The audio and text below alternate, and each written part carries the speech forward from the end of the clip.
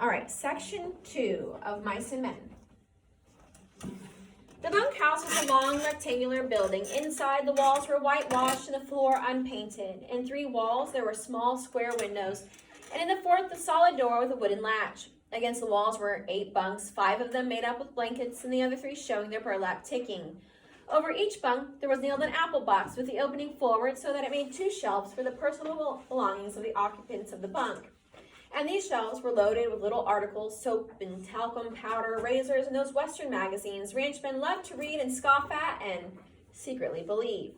And there were medicines on the shelves and little vials, combs, and from nails on the box sides, a few neckties. Near one wall, there was a black cast iron stove, its stovepipe going straight up through the ceiling. In the middle of the room stood a big square table littered with playing cards, and around it were grouped boxes for the players to sit on.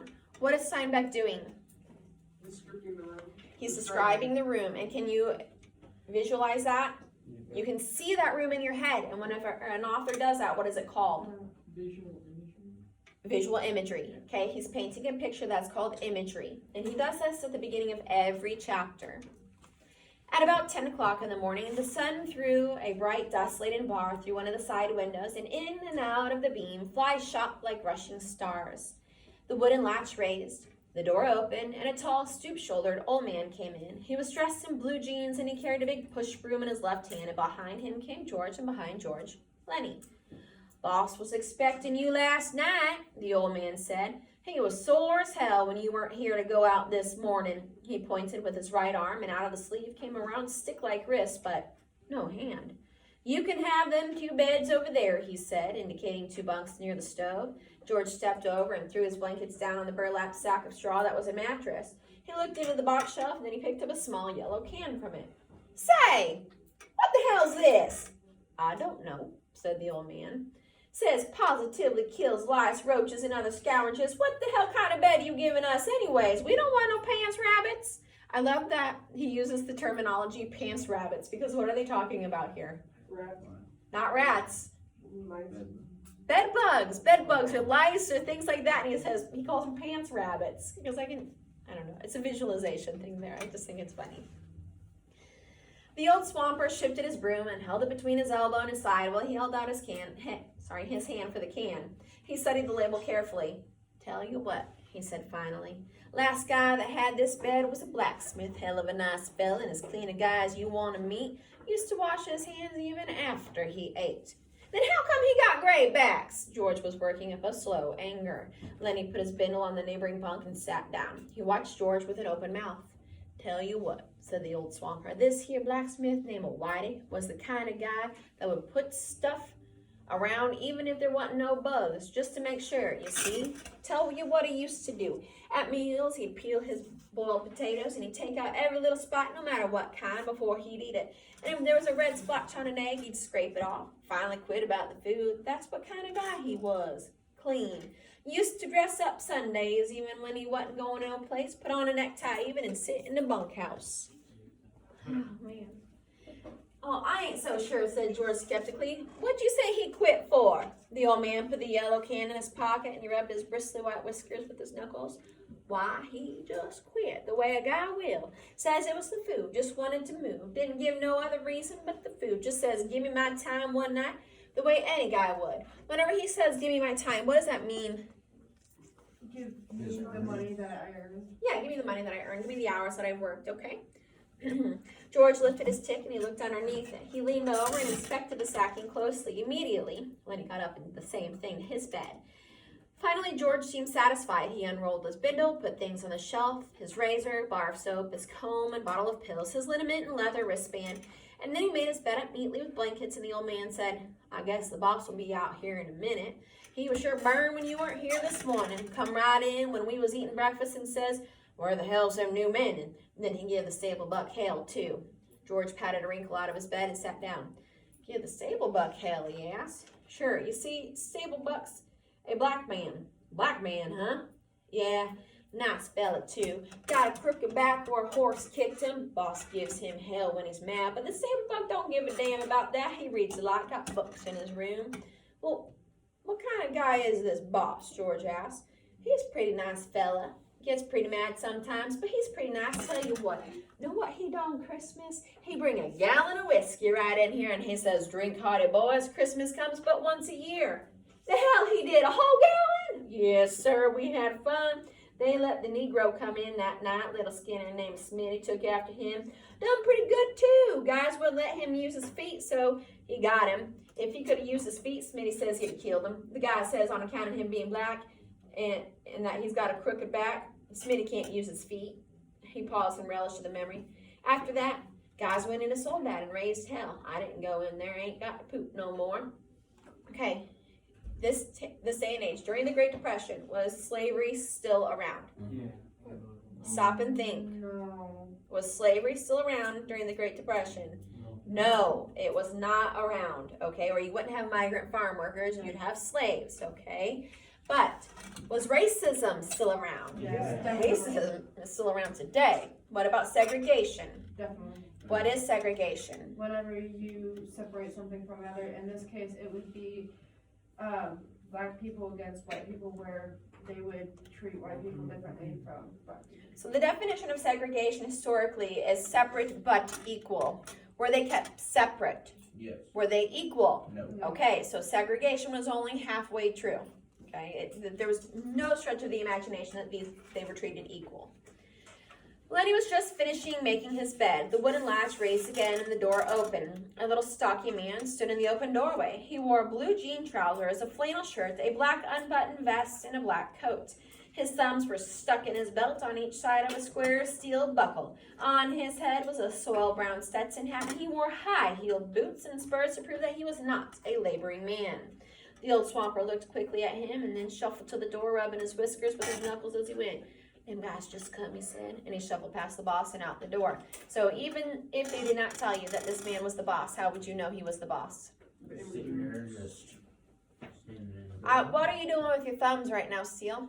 He's putting him in his mouth. Putting him in his belt buckle, showing off that shiny big belt buckle, right? Don't tell me you've never seen a man do that before, right? He got a belt buckle, he's walking around like this. They just strut like they're peacocking, aren't they? Okay? That's what this man is doing, okay? This is a sign of power on a place like a ranch.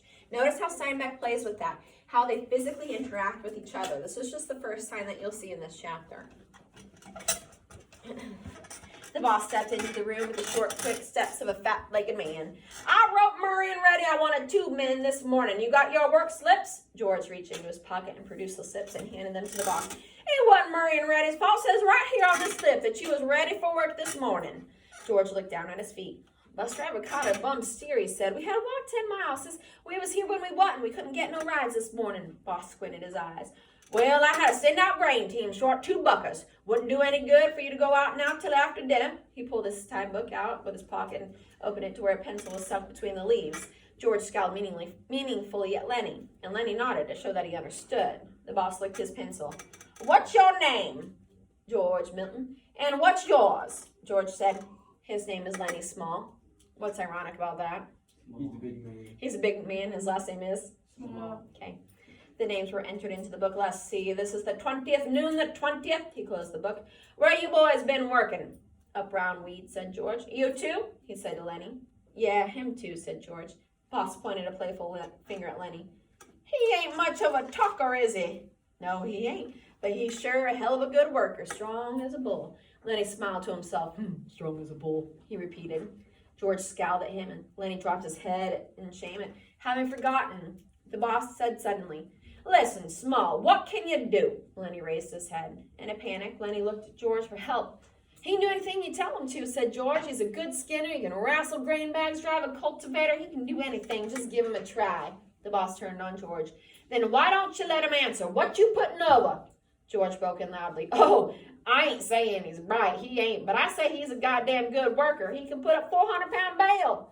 The boss deliberately put the little book in his pocket, hooked his thumbs in his belt, and squinted one eye nearly closed. Say, what you selling? I said, what stake you got in this guy? You taking his pay from him? No, of course I ain't. Why you think I'm selling him out? Well, I never seen one guy take so much trouble for another guy. I just like to know what your interest is. George said, he's my cousin. I told this old lady I'd take care of him. He got kicked in the head by a horse when he was a kid. He's all right, just ain't proud, but he can sure do anything you tell him. What does Steinbeck use that ellipsis for where he says, he's my cousin? What does that mean? That, he was thinking. It's not true. He was thinking. So he has to pause. That's what that ellipses stand for, right? He pauses to come up with a lie. Very good. The boss turned halfway. Well, God knows he don't need any brains to buck barley bags, but don't you try to put nothing over, Milton. I got my eye on you. Why'd you quit and weed? Job was done, George said promptly. What kind of job? We was digging a cesspool. All right, but don't try to put nothing over, because you can't get away with nothing. I've seen wise guys before. Go on out with the grain teams after dinner. They're picking up barley at the threshing machine. Go on out with Slim's team. Slim? Yeah, big, tall Skinner. You'll see him at dinner. He turned abruptly and went out the door, but before he went out, he turned and looked for a long moment at the two men. When the sound of footsteps had died away, George turned on Lenny. So you wasn't going to say a word. You was just going to leave your big flapper shut and let me do the talking. Damn near lost us that job. Lenny stared hopelessly at his hands. I forgot, George. Yeah, you forgot. You always forget, and I got to talk you out of it. He sat down heavily on the bunk. Now he's got his eyes on us. Now we got to be careful and make no slips. You keep your big flapper shut after this. And he fell morosely silent. George, what you want now? I wasn't kicked in the head with no horse, was I, George? Be a damn good thing if you was, George said viciously. Save everybody a hell of a lot of trouble. You said I was your cousin, George. Well, that was a lie, and I'm damn glad it was. If I was a relative of yours, I'd shoot myself. He stopped suddenly, stepped up to the open front door, and he peered out. Hey, say, what the hell are you doing listening? The old man came slowly into the room. He had his broom in his hand, and his heels there walked a drag-footed sheepdog, gray of muzzle and with pale, blind, old eyes. The dog struggled lamely to the side of the room and lay down, grunting softly to himself and licking his grizzled, moth-eaten coat. The swamper watched him until he was settled. I wasn't listening. I was just standing in the shade a minute, scratching my dog. I just now finished swamping out the wash house. You was poking your big ears in our business, George said. I don't like nobody getting nosy. The old man looked uneasily from George to Lenny and then back. I just come there, he said. I didn't hear nothing you guys was saying. I ain't interested in nothing you was saying. Guy on a ranch don't never listen or he don't ask no questions. Damn right he don't, said George, slightly mollified. Not if he wants to stay working long, but he was reassured by the swamper's defense. Come on in, sit down a minute. That's a hell of an old dog. Yeah, had him since he was a pup. God, he's a good sheepdog. When I was younger, he stood his broom against the wall and he rubbed his white bristled cheek with his knuckles. How'd you like the boss, he said. Pretty good, seemed all right. He's a nice fella. You got to take him right. At that moment, a young man came into the bunkhouse. A thin young man, with a brown face, with brown eyes, and a head of tightly curled hair. He wore a work glove on his left hand, and like the boss, he wore high-heeled boots. You see my old man? He asked. The swamper said, he's just here a minute ago, Curly. Went on over to the cookhouse, I think. I'll try to catch him, said Curly. His eyes passed over the new man and stopped. He glanced coldly at George and then at Lenny. His arms gradually bent to the elbows and his hands closed in a fist, and then he stiffened and went into a slight crouch. His glance was at once calculating and pugnacious. Lenny squirmed under the look and shifted his feet nervously, and Curly stepped gingerly close to him. You the new guys that the old man was waiting for? So, again, here you have that physicalness, right, of a character. What does he do? What does Curly do? Yeah, he bows up for a fight, right? What does Steinbeck say? He walks in, he sees the two men, and what does he do? Who's he focused on? Lenny. He focuses on Lenny. Gets right up to Lenny, right? Okay. And then what does he do with his elbows? Bows him out. What's he do with his hands? Puts him in fist. Then what's he do with his stance? He crouches, right? So if he walks in like this, and then he goes like this, what is that? What's he doing? Okay. So that's an aggressive stance, okay? We just come in, said George. Let that big guy talk. Lenny twisted with embarrassment. George said, suppose he don't want to talk. Curly lashed his body around. By Christ, he's going to talk when he spoke to? What the hell are you getting into it for? We traveled together, George said coldly. Oh, so that's the way that it is. George was tense and motionless. Yeah, it's that way. Lenny was looking hopelessly to George for instruction. And you won't let the big guy talk, is that it? He can talk if he wants to tell you anything. He nodded slightly to Lenny. Oh, we just come in, said Lenny softly. Curly stared levelly at him. Well, next time you answer when you're spoke to. And he turned toward the door and he walked out. His little elbows were bent to the side. George watched him out and then he turned back out to the swamper. Say, what the hell's he got on his shoulder? Lenny didn't do nothing to him. The old man looked cautiously at the door to make sure that no one was watching or listening. That's the boss's son, he said quietly. Curly's pretty handy. He's done quite a bit in the ring. He's a lightweight and he's handy. What does that mean? Handy. He knows what he's doing. He knows what he's doing. That's what we think it means, right? So, but the connotation then was a little bit different. Connotation now says handy means that he's good at like fixing things.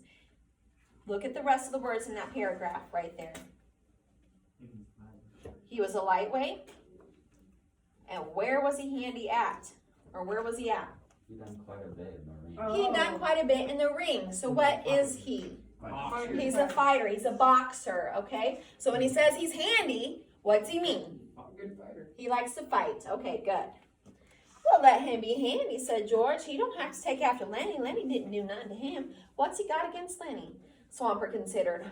Well, tell you what. Curly's like a lot of little guys. He hates big guys. He's all the time picking scraps with big guys. Kind of like he's mad at him because he ain't a big guy. You seen little guys like that, ain't you? Always scrappy. Sure, said George. I've seen plenty of tough little guys, but this Curly better not make no mistakes about Lenny. Lenny ain't handy, but this Curly punk is going to get hurt if he messes around with Lenny. Well, Curly's pretty handy, the swamper said skeptically. Never did seem right to me. Suppose Curly jumps a big guy and licks him. Everybody says what a game guy Curly is. Suppose he does the same thing and he gets licked. Then everybody says the big guy ought to pick on somebody his own size. And maybe they gang up on the big guy. Never did seem right to me. Seems like Curly ain't giving nobody a chance. So what does Curly suffer from? Small guy syndrome. Yeah? What? Small guy syndrome. Mm-hmm. That's what he suffers from. He's a little bitty guy, right? And what's he do? He walks in, he finds the biggest one, right? Like he's just got to prove himself. He's trying to like compensate for something here, okay? George was watching the door, and he said ominously, well, you better watch out for Lenny. Lenny ain't no fighter, but Lenny's strong and quick, and Lenny don't know no rules. He walked to the square table and sat down on one of the boxes, and he gathered some of the cards together, and he shuffled them. So, whenever he says, Lenny don't know no rules, what does that mean?